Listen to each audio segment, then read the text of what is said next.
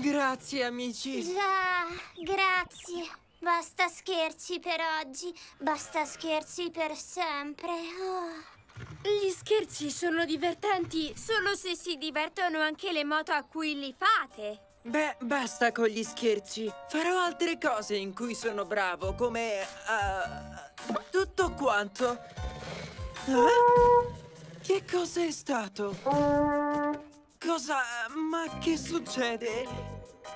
Lo sentite anche voi?